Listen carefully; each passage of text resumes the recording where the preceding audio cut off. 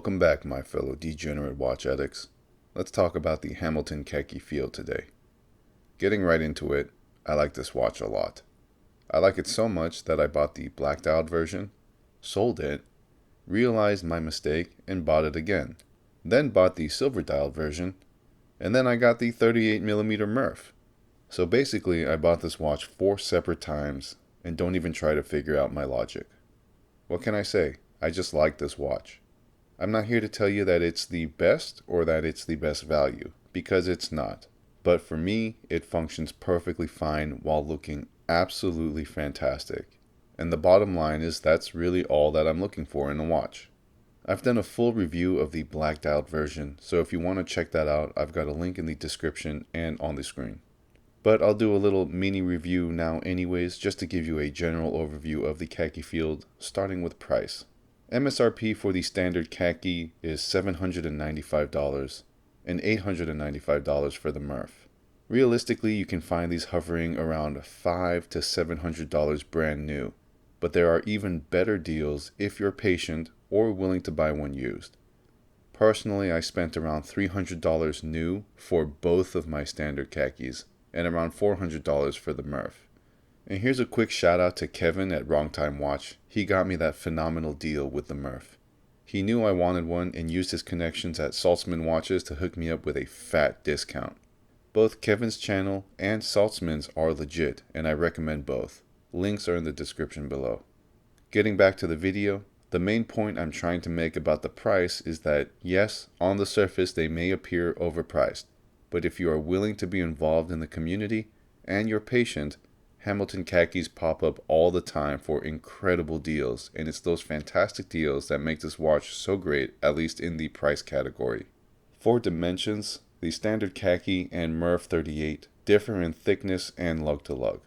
The difference in thickness is negligible, but the lug-to-lug is different enough to notice. It's not a bad thing, they're just different.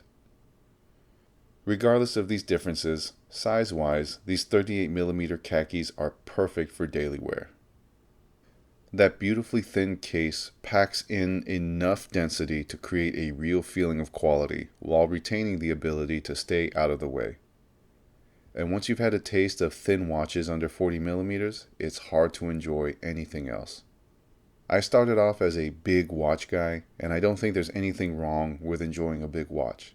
But for me, big watches get old very quick, and when you work in the field that I work in, they become more of a hindrance than an asset. The Hamilton Khaki is in that perfect size range and is an enjoyable watch to wear all day long. Some might feel the crown is too long and sticks out too far, but I would counter-argue and say it's the prominent crown that is the standout feature of the Khaki Field that captures your attention in the first place. Field watches and field style watches can be boring. That's just the nature of field watches in general. And there's only so much you can do to make a field watch stand out aesthetically. So I think the implementation of a more aviation-based crown is brilliant and looks very good. Another standout feature to me are the dials.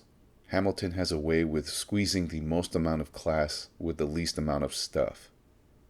Objectively, there's not much going on, but the combination of the subtle aesthetic nuances of the hands, indices, and even the logo font come together to embody the spirit of adventure and sexiness born out of the mid-20th century. The standard black dial is self-explanatory. It doesn't take many risks, but it's clean and is a safe choice.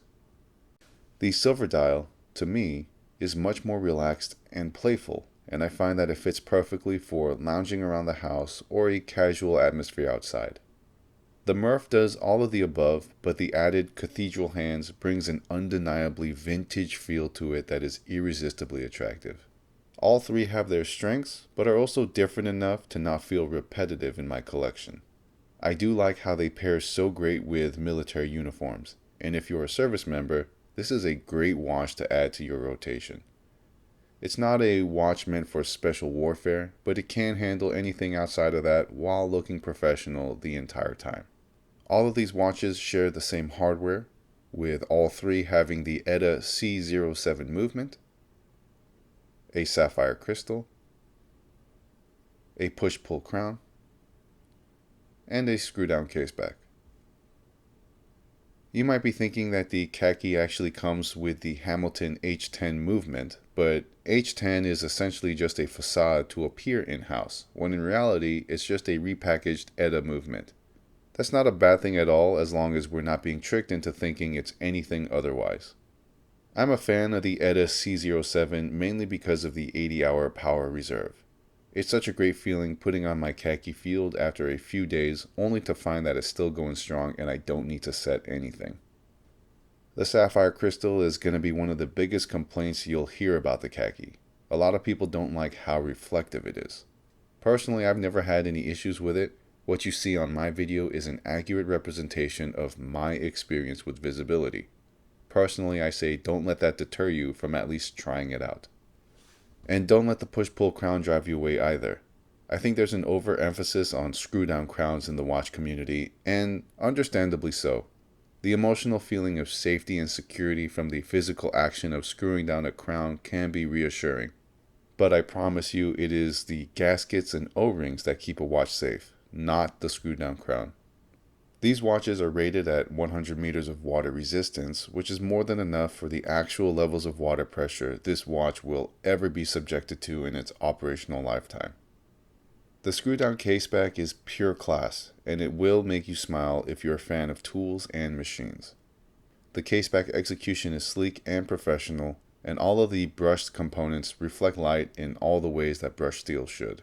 These watches are so beautifully thin, and the caseback is what really locks in that feeling of big quality enclosed in a small package. I think the Hamilton Khaki fields are definitely for everyone and reasonably available for all watch enthusiasts, and I do think this is a true enthusiast watch. I think Hamilton in general is a brand that only watch people are going to know about, and if you see a Khaki field out in the wild, you're going to know without a shadow of a doubt that that person is a degenerate watch addict. There's never going to be an instance where someone is wearing a Hamilton just because they randomly came across it and otherwise don't really care about watches. The Murph adds the extra benefit of appealing to film, physics, and Matthew McConaughey enthusiasts also. So there you go. And I get it. There's always going to be some lifeless, horological incel that spends all of their time criticizing watches and comparing them to every other watch made in the history of ever. And to those people, I'm telling you, we already know. We already know the Hamilton Khaki field isn't the best watch made. But they're still great watches, and they're great looking watches as well. As the #1 watch-related channel on YouTube, I'm telling you the Hamilton Khakis are great. In my opinion, is the only one that matters. In all seriousness, all I know is that I love these watches. I have experienced plenty of watches and I keep coming back to these ones, so my simple brain can deduce that there's something special here. Which one should you get? That's a tough question. There's a shit ton of Khaki field variations to choose from, so I say get all of them. If you can't afford it, get a few credit cards, sign up for different payment plans, and get into crippling debt to complete your collection. As a degenerate watch addict, it's the only way. But that's all I have for now. Thanks for watching, and I'll catch you guys in the next episode. Bye.